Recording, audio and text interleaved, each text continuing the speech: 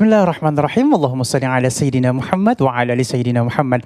Assalamualaikum warahmatullahi wabarakatuh. Masya Allah, Alhamdulillahirrabbilalamin. Di hari yang insya Allah penuh barakah, penuh ilmu ini, kembali lagi saya Ali Zainal menemani pemirsa di rumah di dalam Cahaya Hati Indonesia Ramadan. Dan pada kesempatan kali ini kita punya tema yang sangat luar biasa, karena kita akan membahas tentang kenali fitnah akhir zaman. Insya Allah nanti kita akan bertemu dengan guru-guru kita yang dimuliakan oleh Allah Subhanahu Wa Taala.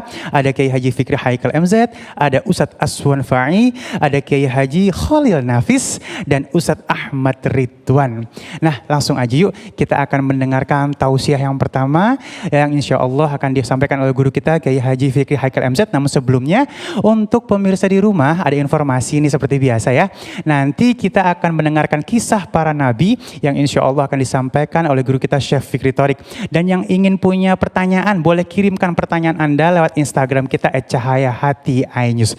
Dan alhamdulillah kita sudah bersama guru kita yang dimuliakan oleh Allah Subhanahu Wa Taala, Kiai Haji Fikri Haikal MZ, dengan kenali fitnah akhir zaman. Subtema kita menjaga diri dan keluarga dari fitnah akhir zaman. Silahkan Kiai.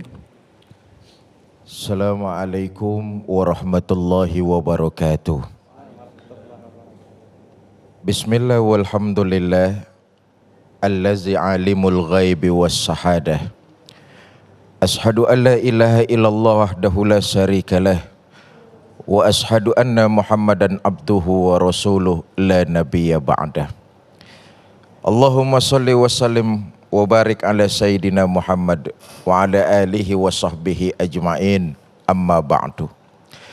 Yang mulia para ulama, para kiai, para habaib, para asatiz dan asatizah, saudara-saudara pemirsa iNews di mana saja yang saya cintai. Alhamdulillah kita panjatkan puja dan puji kehadirat Allah. Alhamdulillah diberikan nikmat sehat pada hari ini, saat ini kita dapat bertatap muka. Mudah-mudahan pertemuan kita ini mendapat curahan rahmah dan berkah dari Allah Subhanahu Wa Taala. Bapak Ibu saudara-saudara kaum muslimin dan muslimat yang saya cintai. Memang sekarang ini telah terjadi fitnah, bertebaran fitnah di mana-mana. Yang namanya fitnah dalam bahasa Arab itu artinya ujian. Telah terjadi ujian yang datang silih berganti menimpa umat Islam.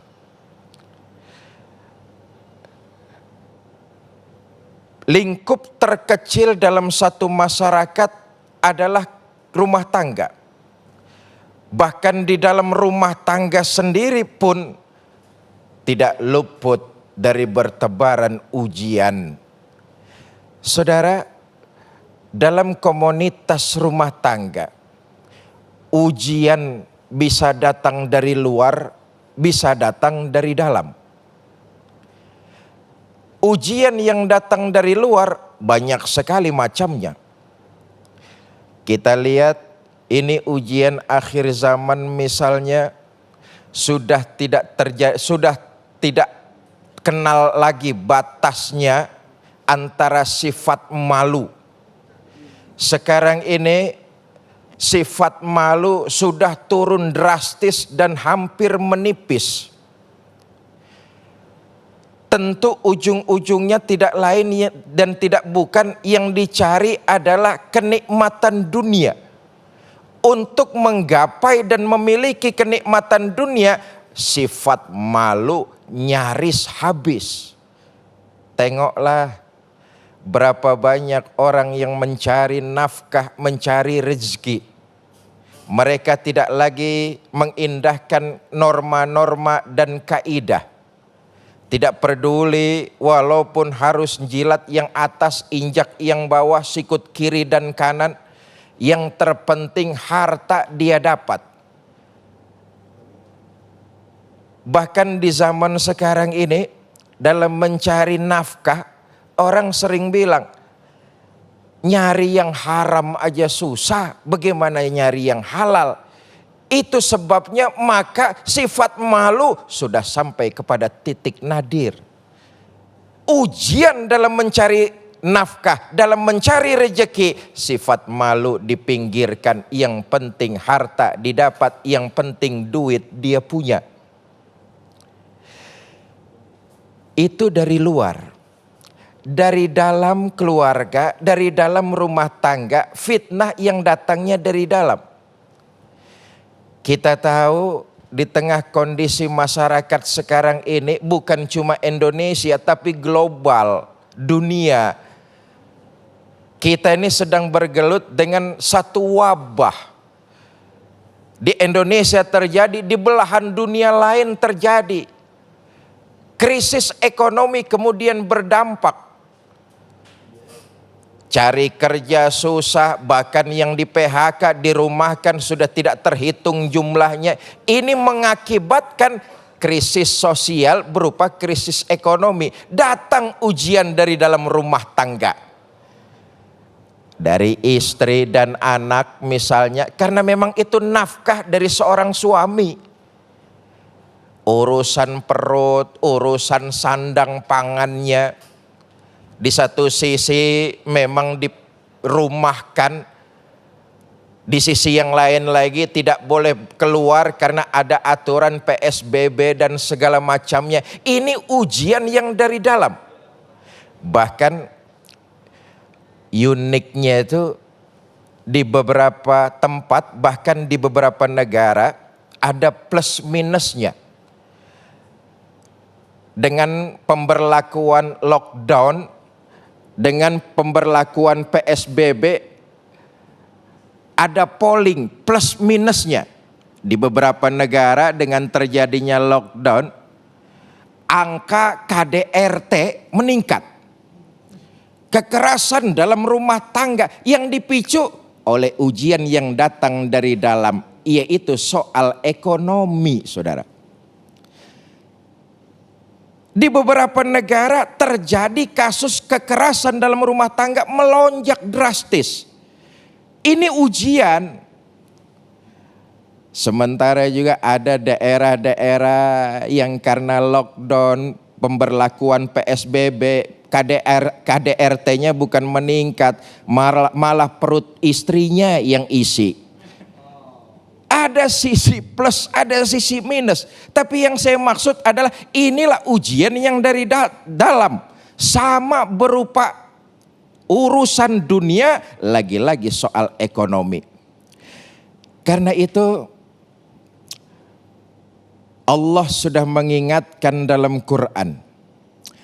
Barang siapa yang mengikuti petunjukku, kata Allah. Kita ini umat Islam diberikan petunjuk yang sangat sempurna. Kalau itu kita ikuti, kalau itu kita amalkan, kalau itu kita jalani, insya Allah kita akan tidak akan tersesat untuk selama-lamanya. Apa itu? Al-Quran. Sebagai komunitas paling kecil di satu masyarakat, seorang muslim, apalagi sebagai kepala rumah tangga, hendaknya berpedoman kepada Al-Quran. Apalagi dalam menghadapi fitnah, ujian akhir zaman. Satu contoh misalnya saudara, yang ringan-ringan saja. Tadi soal ekonomi sudah saya jelaskan dengan kondisi seperti ini. Contoh yang kedua yang sering kita alami adalah bagaimana dalam keluarga itu supaya tidak terjadi ujian-ujian yang lebih rumit. Sedini mungkin ditanamkan sifat kejujuran. Sifat jujur di tengah keluarga. Dimulai tentu dalam sebuah keluarga itu yang jadi patokan adalah seorang bapak. Yang jadi panutan adalah bapak. Kenapa? Sebagai seorang suami dia pemimpin rumah tangga. Sebagai seorang bapak dia idola buat anak-anaknya. Pertama saya katakan sifat malu sudah habis. Yang kedua mestinya yang ditempa dalam kondisi rumah tangga menanamkan sifat jujur. Ini dimulai dari tentu harus dengan contoh dari kepala keluarga, dari seorang bapak, dari seorang suami. Sebab saudara, ini juga bagian dari ujian akhir zaman. Kata Nabi, hadis yang diriwayatkan Ibnu Majah, nanti akan datang satu zaman menimpa umatku di mana orang-orang yang jujur akan didustakan. Orang yang berkata benar akan disalahkan. Orang yang berkata baik malah dibilang jelek. Akan datang satu zaman menimpa umatku di mana orang yang berkata benar tapi dia didustakan. Tapi sebaliknya, ketika itu juga akan terjadi orang khianat, orang pendusta, orang yang berkata bohong malah dieluk-elukan sebagai seorang pahlawan. Nauzubillah, summa nauzubillah. Dan ini kelihatannya mulai terjadi di zaman kita. Pengkhianat, pendusta, tukang bohong, tapi malah ucapannya dibenarkan, diikuti, diamini oleh orang banyak. Kata Nabi, hati-hatilah. Ketika itu orang bodoh ikut cawe-cawe dalam urusan bermasyarakat. Rawaidah. Orang bodoh ikut cawe-cawe mengomentari urusan orang banyak. Karenanya saya katakan sekali lagi adalah komunitas terkecil dalam suatu bangsa ada dalam rumah tangga.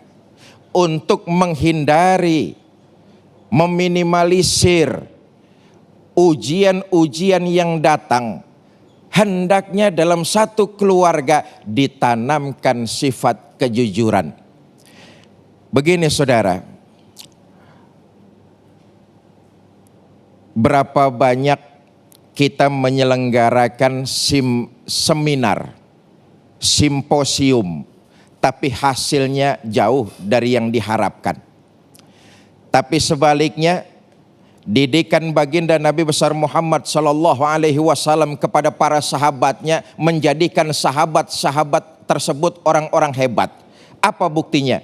Nabi, apa resepnya? Nabi bukan memberikan seminar. Nabi enggak cuman ngasih simposium. Nabi enggak cuman membuat majelis di tengah-tengah sahabatnya.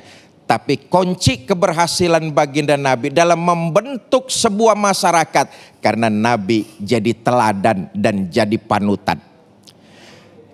Kalau mau keluarga kita terhindar dari ujian-ujian akhir zaman. Yang kedua, tanamkan sifat jujur dalam keluarga kita. Dimulai tentu dari kedua orang tua, ibu dan bapak. Sebab di awal saya katakan panutan anak adalah ibu dan bapaknya. Apa yang dikerjakan oleh orang tua, anak pasti akan meniru. Pantas bin wajar alias memang harus begitu. Anak pasti niru bapak. Kaidah bahasa Arab mengatakan ma fil abna. Bagaimana bapak, ya begitulah anak. Artinya yang dilakukan bapak, anak akan ngikutin. Maka orang tua, ibu dan bapak diharapkan jadi pelopor kejujuran dalam berumah tangga. Kalau orang tuanya melakukan itu, anaknya akan ikut. Kenapa? Teladannya orang tua. Saudara, tidak mungkin didik anak itu cuma sekedar visual. Dunia pendidikan berkata kalau mau berhasil mendidik anak, pola didiknya enggak cukup visual tapi audio visual. Apa artinya? Ya teori, ya praktek. Enggak bisa ngajarin anak cuma teori saja. Pengen bisa anak jago berenang, ngajarinya cuma teori. Gaya berenang, gaya dada begini, gaya punggung begitu. Teori mungkin jago, tapi prakteknya ke kolam renang nggak pernah. Ini salah. Bagaimana mau punya anak yang hebat kalau ibu bapaknya tidak jadi teladan dalam keluarga? Yang ketiga, di antaranya yang bisa meminimalisir ujian akhir zaman, menanamkan positive thinking kepada keluarga. Bahasa agamanya menanamkan sifat husnuzon, terutama kepada Allah. Karena semuanya datang dari Allah, kembali kepada Allah. Husnuzon di balik ujian tentu ada sebuah maksud yang Allah berikan kepada hambanya. Wallahu a'lam bishawab. Baik, Masya Allah ya, Kiai mungkin bisa duduk ya Mas. Ya, Kiai Masya Allah memang nih banyak guru-guru kita bilang ini adalah merupakan akhir zaman, zamannya fitnah, Masya Allah ya. Ya Allah, ujian ya. Baik, dan Alhamdulillahirrahmanirrahim, mungkin dari teman-teman Nabawi ada yang ingin dipertanyakan. Ini keren banget nih kompakan. Masya Allah. Ya, silakan. Assalamualaikum warahmatullahi wabarakatuh. Assalamualaikum warahmatullahi wabarakatuh. Perkenalkan saya Agus Muhaimin, anggota An-Nabawi. Iya, Bang Begini Agus. pertanyaan saya, Ustaz. Kita kan tidak lepas dari korban fitnah sebenarnya. Karena kita juga orang-orang lemah dan kita pernah juga dapat fitnah. Pertanyaannya, ketika kita sudah dapat itu, apa yang harus kita lakukan? Nah, apakah kita juga bisa mencegah supaya nanti ke depannya, namanya juga kita orang lemah ya, untuk menghindari fitnah-fitnah itu menyerang pada kita gitu. Jadi karena kita rentan difitnah orang itu, kita kan ganteng-ganteng ya jadi. Ya Allah, ya Allah, ya Terima Allah, kasih. ya Allah. Assalamualaikum warahmatullahi wabarakatuh. Ya, ganteng itu fitnah ya. Oke. Baik, silakan Kiai.